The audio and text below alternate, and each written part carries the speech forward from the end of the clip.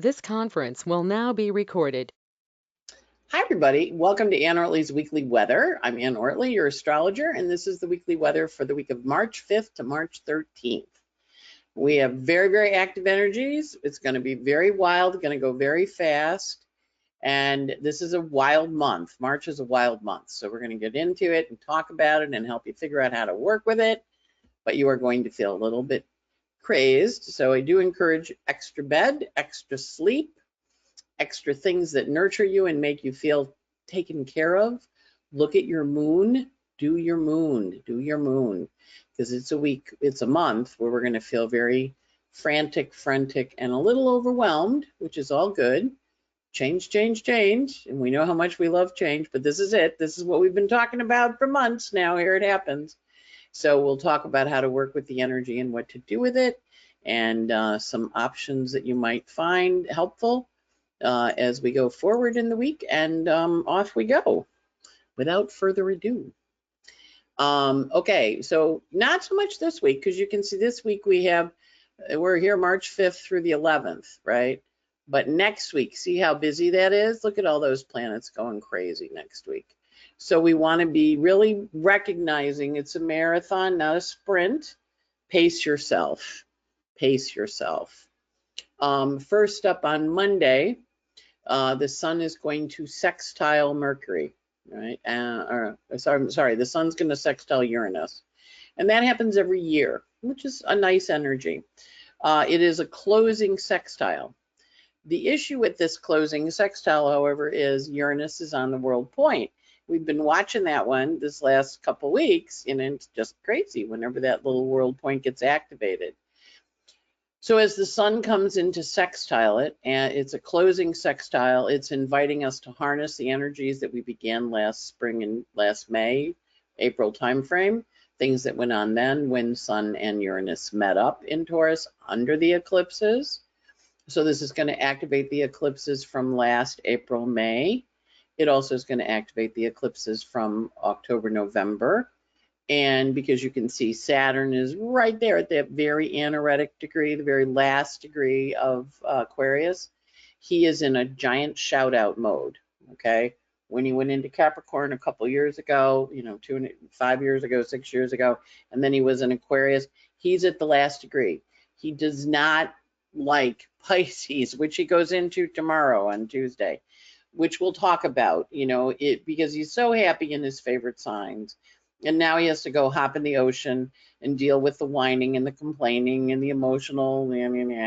And so Mercury, of course, is in Pisces, right? And it answers to that moon in Virgo. And so this is a very whiny energy. When I was a kid, my mother used to say, "Oh, it sounds like we're having a pity party." And then she'd go 1, 2, 3, and you might be feeling a little sorry for yourself. So that's okay. That's the energy. Or a little overwhelmed, right? That's the energy. And remember, anger is a secondary emotion. So Mars here is approaching a trine to Saturn, but he's also approaching a square to Neptune. So this is the whole thing of feeling a little entitled, or people who feel entitled telling you how you should behave, right? So it's that kind of energy, because when people aren't processing well, they're going to process emotionally. And when they process emotionally with these aspects, you're going to hear their entitlement. They're like, well, you should be doing bap, bap, bap. And, no. Or if you want to, go ahead, but it is a little bit of a foot stamping kind of energy, or a whiny energy. And so just, know it's out there. You may feel like whining, that's okay. Just be aware that if you whine to someone, they may say to you, you're really whining.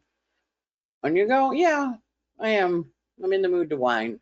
Or pity party. Or you might just say, suck it up. Just suck it up. That's the way the world is. I have a friend who's very funny and very pithy, as we shall say. And she always goes, the world's a little broken right now, Anne. When my Virgo goes, and she goes, it's just a little broken. So, be patient, be kind. With your sun sextile Uranus, we can expect some kind of shocking energy. And the sun's going to come to Neptune, not this week, but next week. Crazy, crazy town next week. But this week is the setup for it. Plus, we're triggering the eclipses. So we want to just be kind if we can. We also want to know that it's a really good week for you to do extra self-care, especially with that moon in Virgo, very sensitive to criticism. And it also is answering to Mercury and Pisces, really thin-skinned. This is a very thin-skinned aspect. And with Uranus on the world point here, people are just a little over the top. And that's okay. It's, when we're all dealing with this much change and this much shift and this much, it feels very unstable right now. And we do see Saturn and Pluto, of course, they perfected this semi-sextile last week. But they are now, they're going to be in this dance for the month, right? It's just a dance. Saturn goes into Pisces, but he's still in a sextile to Pluto, semi-sextile to Pluto. And if you think of Pluto as driving the car, Saturn's in the passenger seat and can help. If you think of Saturn driving the car, Pluto's in the blind spot where you go to change lanes and then you're kind of like, oh, wow, there's a car there, right? So there's a little bit of being blindsided with this energy, but also as Saturn shifts from air into Pisces, remember those Acapulco cliff divers, those kids that stand on the cliff and dive into the water, from like a really high height. So we've got a big shift in energy this week, and it's very destabilizing for folks. Double up on your meetings if you're into the AA, the rooms, go. You need extra time there. This is a big pickup time. And it's just very anxiety producing for folks. Also very helpful with your moon in Virgo, going towards a full moon tomorrow on Tuesday. Do your moon. Think Maslow's hierarchy of needs. The moon is bottom. Food, comfort, substance, go do your moon. Find your moon in your chart, look up definitions of what you have. A moon in Leo, go sing and dance. You have a moon in Virgo, go organize and clean. Just do your moon. It will help you feel much more grounded, and you can really double down on it the next 3 weeks. This month is crazy. Crazy. All right. Next up, we have the full moon on March 7th, and it is a very earthy moon. It is a moon in Virgo Pisces opposition, right? And so that takes place Tuesday morning, and it takes place with Aries rising with Jupiter on the ascendant. This is a very focused energy. This little clump of planets over here in Pisces, in Aries, and in Taurus, there's a real pull in that section of your chart. The Pisces, Aries, Taurus part, which happens every year when the sun goes through it. But right now, it's super amplified for a couple of reasons. There's just a lot of energy in there, and it's all personal. So it's the personal planets are really feeling a little bit, besieged, and whatever's besieging you, it's like, all right, I'm feeling a little besieged. I get it. That's the energy of the heavens. Where do I go to work with it? Well, I go to take effective action because Mars is in a quintile to Pluto, and I also have Jupiter in a quintile to Pluto. So if I just sit and watch and wait and pay attention, that's helpful, because remember, Mars is still out of bounds, but now he's answering to a quiet Mercury on the world point. So Mercury on the world point is the person that whispers, and you lean in to hear them. Marilyn Monroe and Jackie Kennedy both were very famous for whispering, and people would lean in to hear them. Remember the E.F. Hutton commercial? When he talks, everybody stops and listens. So Mercury on a world point, also with Uranus on a world point, we can expect really big news in the world on the full moon. Also, the full moon answers to earlier cycles. Think back to what was going on the new moon that happened in September of 2021. And then 9 months later, on June of 2022, we had the opening square. And then now we have the full moon energy. And then we have the closing square in December on December 5th. And notice the moon degree, 13, 14, 16. So think back to fall of 21 and what you were working on or thinking about then, because now you're going to have an opportunity to resolve that. Or that chapter is going to go to the next phase. So in some cases, I have people doing litigation, they're meeting for settlements this week. In other cases, I have someone who started a book, it's getting it back from the editor this week. Guess when it gets published, right? So it's understanding that this is a developmental cycle that we all go through with every new moon and full. And this is the full moon for the September of 2021. And last June, the opening square, the test of what went on. And now we culminate and then we're off. There also are a couple of really interesting asteroids on this new moon. Cassandra's big, and she, of course, was the one that said, I don't think that Trojan horse is a great idea. She, learned divination and prophecy from Apollo, but then she didn't want to sleep with him. So he said, yeah, whatever you say, nobody's going to believe it. So this is a time when you are going to hear predictions and prophecies and stuff, and you want to you're going to feel it or they're going to feel it, but also with this full moon, take it with a little bit of a grain of salt. Kind of go, all right, I hear you. Particularly there's a lot of stuff on the internet right now about Pluto going into Aquarius.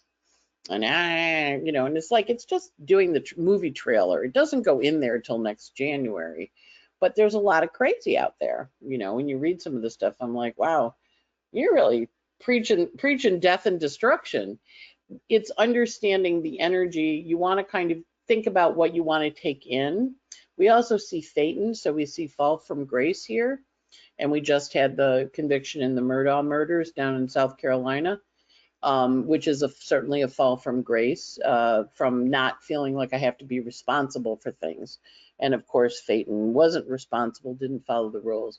So we can see falls from grace with this full moon. And we see the Cassandras. So, you're going to hear people making prophecies, kind of just take it with a little grain of salt and go, okay, I hear you. I'm going to note it, but I'm not going to necessarily go with the big global kill all whatever. It's like this, we're humans, this has been going on for centuries. We've been living on our little planet Earth here, and so just be a little more tuned into what is good for you. Again, back to taking care of your moon. Look at your moon by sign and house and do that.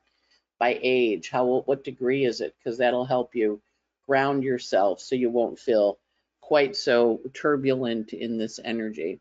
And remember, because the moon is in Virgo, it is answering to a watery Mercury in Pisces on a world point. So it's got a psychic ability. So I'm not discounting it. I'm just not necessarily encouraging you to swing into crazy because of the energy, as it is pretty intense. But it also is, grounding, breathing, grounding. Remember, transits pass. This is a transit. Okay, right after that moon, Saturn enters Pisces. So we see the full moon is still full, right? It's still out there. And we see Saturn entering Pisces, where he's going to be for 2.5 years. Now, the Pisces is not a sign Saturn likes because it's cold and wet. And Saturn is cold and dry, right? He's, a mountain guy. Likes to live in the mountain, likes to live in the jet stream. That's his favorite place. Bringing Saturn down to Earth activates a number of emotional things for us. So I'm going to be doing a webinar on it and posting it. So I'll give it to you hopefully next week. We're just having a little bit of a crazy time here at Ann's house. And so, because Saturn going into Pisces, it's going to be there 2.5 years. Last time it was there was in the 90s. It was 94. It was there in 65. Go back and look at what was going on then. The Pisces folks are all going to feel it when it enters Pisces. It's kind of like he walks in the door and he goes, honey, I'm home. And you're all like, oh, my Pisces planets all woke up and are like, hello, honey, you're welcome home. It's flowing energy for the Scorpios. And the Cancers, it's arguing energy for the Geminis and the Sages, and it's oppositional energy for the Virgos. So everybody's going to have a feeling about this. And of course, when Saturn goes through a house, it activates the house. I remember way back when, one of my first really big astrology readings was I'd read, and they'd had a really hellacious Saturn transit through the house. I don't remember what house it was, but anyway, they came back and they said, okay, so I'd like, now that that's over, I'd like to, have another reading. Okay, well, Saturn's going through your third house. And they went, what? I'm like, well, Saturn's going through. What do you mean? I thought I was done with Saturn. And then, no, he's just moving from the house he was in. He's going to a new house. What? I'm like, well, he's still in the sky. And so he's still going around your chart. He's going to go into the new part. What? So Saturn's going into Pisces. And if you say, what? A couple times, that's okay. So I'll be putting out a webinar on Saturn and Pisces. So you can buy it and learn what you're up for, what you're in for. But basically, we look at Piscean words and we try and think about what they are, and then you look at what house he's going through in your chart, because that's the area he's going to activate and make changes, and you will feel him. So we watch 8:30 in the morning, 8:35 on East Coast time, when Saturn goes in there, and he goes, I'm in Pisces now. He dove off the cliff into the water, and he's going to be in that water for 2.5 years. Yes, his fingers are going to be very pruny, but it also is a time of endings because he's at the last sign of the zodiac. But it's also a sign of visioning new stuff, and he is dancing with Pluto and Saturn, or he's dancing with Pluto. The two of them are in this dance this month because Saturn's going to zip up to 7, and then he's going to go back, and then they're going to dance in the fall too. But right now they're kind of figuring out, they're negotiating. So you're in negotiation mode when Saturn shifts into Pisces, because you're going to be negotiating what this new sign is, what this new journey is going to be for you, what it looks like, where it goes, what house it's in. You will feel the shift, and we'll talk more about it next week. Hopefully I'll have the webinar thing recorded by then. At any rate, the energy is focused. The concern I have is that Mercury is in water with Saturn, which makes it be a little hard for Mercury to talk because he's in a water sign with sitting right next to Saturn. It's not a horrible concern, but it's an energy. And then the Sun just finished his sextile to Uranus. Uranus is on a world point activating, and so there's an energy of, change coming in that is not unbidden, but is maybe unexpected. And so we'll watch for that as Saturn does that shift. Then on the 11th, we're going to have Venus sextiling Mars. Now, Venus, of course, is in fire, happy, happy, and Mars is in air, happy, happy. So fire and air go together, except Venus answers to Mars, and Mars is answering to Mercury in Pisces, right? So there's an energy of sensitivity to this fire sextile. So it's a nice sextile. It's productive. It gets a lot done. Also a closing sextile, because the Venus is going to come and catch up to the Mars, not for a little while, but because they've got a dance in the summer in Leo.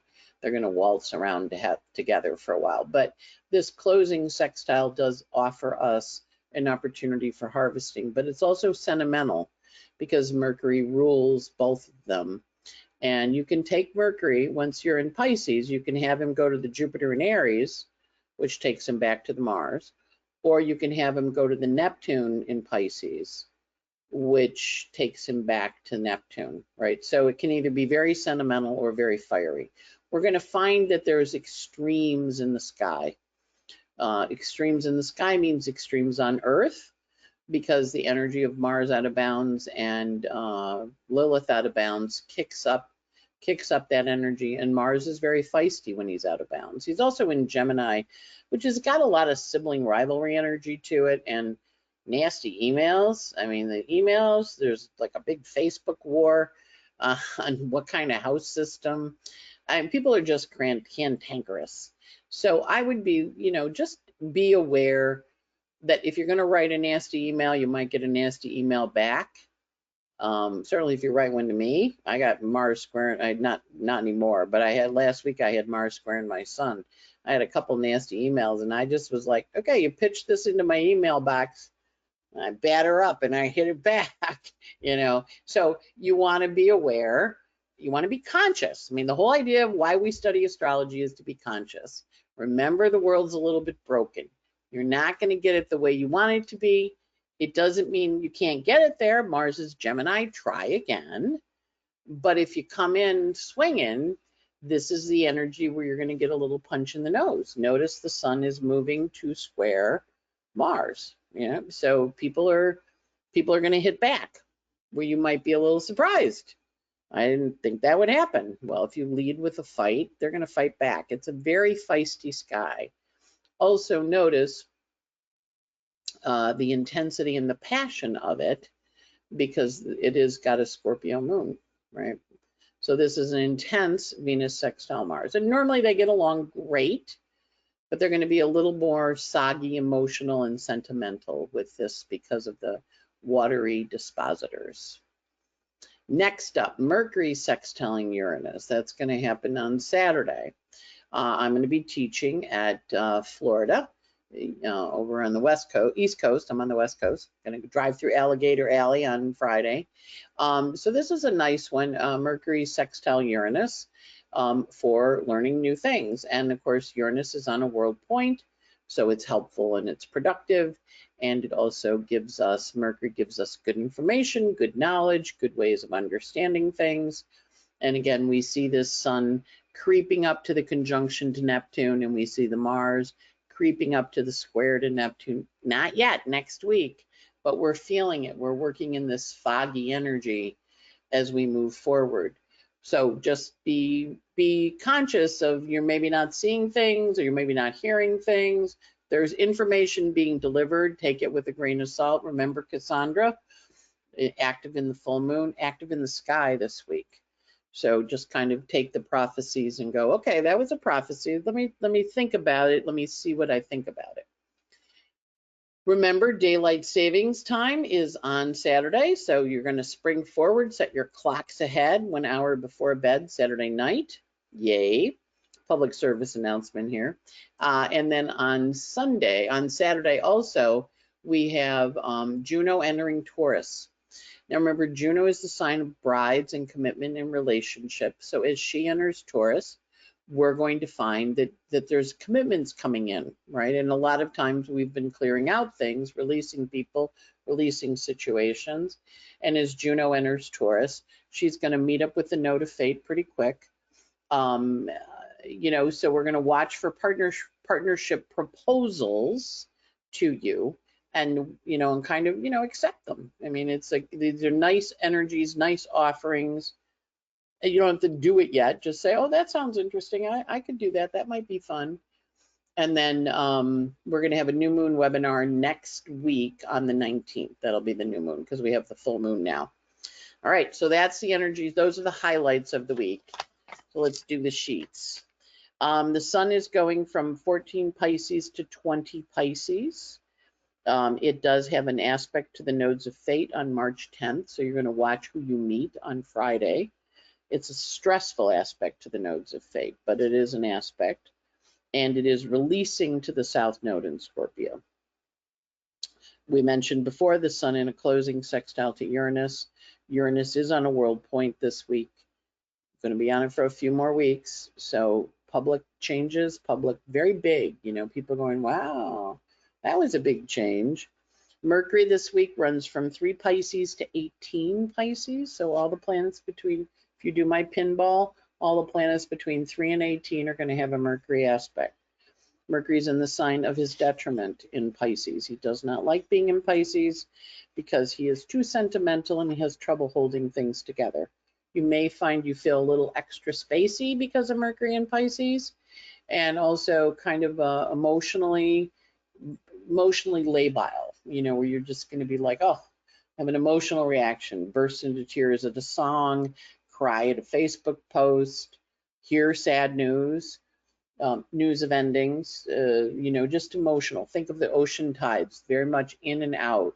With this much energy in Pisces, Saturn, Mercury, the Sun and Neptune, you're going to need extra sleep. You're going to be tired. You're going to be exhausted. Go to bed. Pisces is a sign of sleep. It wants you to heal, and it may be just a nap for half an hour, but watch with that Mercury, because he's going to really be emotionally sensitive and also be absorbing things.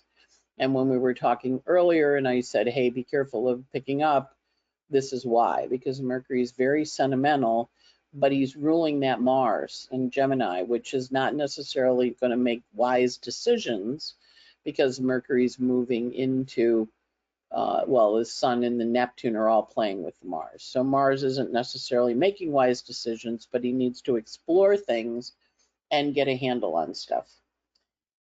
Mercury has an aspect with the nodes of fate on the 5th, so you can meet important people. We also see Mercury arguing with Venus midweek on the 10th. So he's in a little bit of a contentious energy. He's also arguing a little bit with all the Aries planets, who are all say, let's go forward, let's go forward. And if you know Pisces, we love Pisces. I have Pisces moon. We're not always the most prompt people.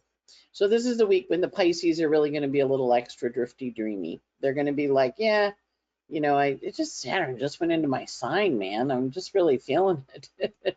I need to go to bed now, or I know I owe you this, and I'll get it to you, I promise.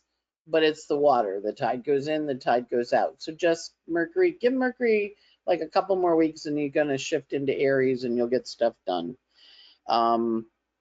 Or right now, things can be a little foggy in terms of, what the information is you're given. Mercury also has a hard aspect with Pluto and Juno. So it's putting partnerships to the test because Juno is squaring Pluto. So a lot of relationships are being pushed, tested, and with Mercury in a hard aspect to Pluto and Juno, it's a great week for miscommunication. So you want to be a little conscious, you want to ask. Sometimes even when you ask, they're going to affirm it.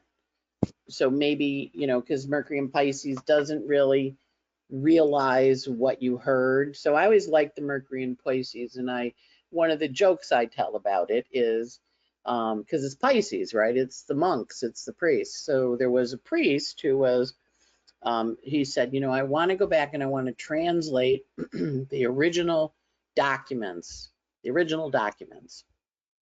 And they were like, okay. And you're like, all right, I'm going to go translate. So he's in the room translating. A couple of years go by, and all of a sudden they hear him screaming in the room.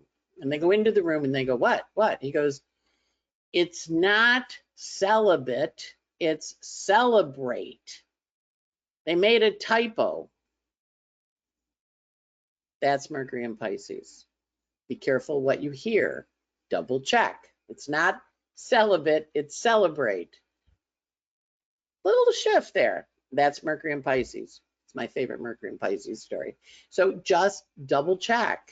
Really important, because he is able to go off half-cocked because he's in water and he can feel it and he's emotionally feeling it, and he's going to be like, and you're going to kind of calm down, Mercury, calm down. And he does have a bit of contentious energy, including at the end of the week, the Sun sextiles Uranus, then Mercury does. And so when Mercury sextiles Uranus, he kicks us up into a little bit of chaos, a little bit of, what? So you want to kind of just say to Mercury, calm down, breathe. Let's just double check what's really happening. So he has some hard aspects this week. And of course, he doesn't hear. He's got water in his. Remember when you have water in your ear, or you're on the airplane, you get off and you're kind of like pulling your ear and trying to get it to pop? That's Mercury this week. Venus this week runs from 18 to 25 Aries. She does not have a lot of aspects, but she does have a big old rock and fight on March 11th when she meets up with Eris, the goddess of discord. So, and she loads up with a little fire, because remember, on the 11th, she also has that sextile to Mars. So we're going to watch for her to get a little contentious there and kind of figure out what's going on. Mars this week's Working aspect with, he's got a sextile to Eris, the same way that Venus meets her. So the two of them are kind of plotting and planning and coming up with some new strategy. Might not be pleasant, but it is also answering to a kind of a bad Mercury. So Mars is answering to a bad Mercury. So it might be a little more nefarious, but it won't actually happen. Again, watch that Cassandra aspect. Oh my God, they're going to do this. Really? You know, just dig in a little, double check, you know, don't run off all crazy. We also have Jupiter this week at 1314 Aries, and he is meeting up with Chiron and Vesta this week, which initiates new 12-year cycles with your home and your heart and your healing options. So this is a great week for working on, you know, implementing new healing things. You've got Saturn in a new sign. You've got Jupiter linking up with the sign of your body, the sign of your passion, the sign of your home and hearth in Aries, and then also linking up with Chiron in how we can heal ourselves. We also, as I mentioned before, have Saturn going into Pisces, and he makes a commitment because he's having a sextile to Juno in Taurus. That's going to happen on Sunday the 12th. So a lot of energy, Sunday the 12th. A lot of energy around figuring out what the commitment is. Pluto has an argument with partners. Saturn has an agreement with partners. So, you know, agree to disagree, but also negotiate. It's a negotiating energy. And Pallas Athena has hard aspects to the node of fate where she's letting go of things and releasing them. And that happens on the 6th. So there's an energy of her saying, I worked on this strategy for a really long time. I'm done now. I don't want to do it anymore. And that's her story. And then we go to the moons. Today is March, and we are in a moon in Virgo. We have the new moon. The moon went into Virgo tonight around 10:38. It'll be in Virgo Monday, Tuesday, goes void at 9:07 a.m. Wednesday with a trine to Pluto. There is that full moon on Tuesday, and also Saturn entering Pisces. Purim begins at sundown on the 6th. So this is a very strong working moon Monday and Tuesday to get things accomplished. Then the moon goes void at 9:07 a.m. on Wednesday the 8th. Goes into Libra at 9:44. It'll be in Libra Wednesday, Thursday, Friday, going void on Friday at 6:37 p.m. with a square to Pluto. Not pleasant, but it gets a lot accomplished. And because the nice part is the Saturn, the Saturn in Pisces has a good closing moon. You know, I always hate it when ingress charts have a crappy moon, because then you just know it's like 2.5 years of crap. But now it's good, so that's fine. But the Libra moon's cranky. It goes void at 6:37 p.m. Friday night, enters Scorpio at 7:06. It'll be in Scorpio Friday night, Saturday, Sunday, daylight savings time, and it goes void at 2:58 a.m. Monday morning, and it goes void with a sextile to Pluto. So there's a lot of energy in the sky. Now this weekend I'm speaking at NCGR Miami, and actually there's a woman who wrote from UNFL, UFL, University of Florida, and your email bounced. So, right, I think it was Christine. I think her name was Christine. But anyway, your email bounced. That's why you didn't get a link. So write to them, because they're trying to figure out how to get a hold of you. And I don't have your email. So thank you for signing up, but we want to mail you the link. Maybe you're coming in person and it doesn't matter, but you know, we think you're a link. At any rate, so this weekend I'm doing the lecture on Saturday, and that's got nice aspects. It's got the Venus Moon, or the Venus Mars, the Mercury Uranus, and the Jupiter quincunx, Moon quincunx Jupiter. That's the meal at the end of the day, because we go out to this really nice restaurant. The weekdays that are a little tough, Friday's a little tough because there's a lot of squares, intense. Tuesday's intense because of the full moon and the transition of Saturn.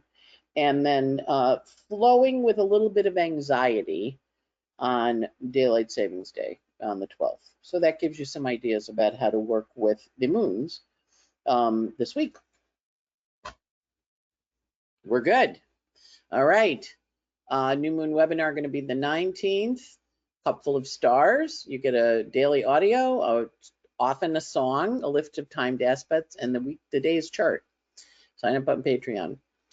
Intentions on my website for the year. We're getting into the 3rd month, so you probably should have bought it already. But at any rate, if you didn't, it's got a lot of stuff in it. And then this is the conference this week. It is a hybrid, not a conference, a day. We're going to delve into Saturn in Pisces and Pluto in Aquarius.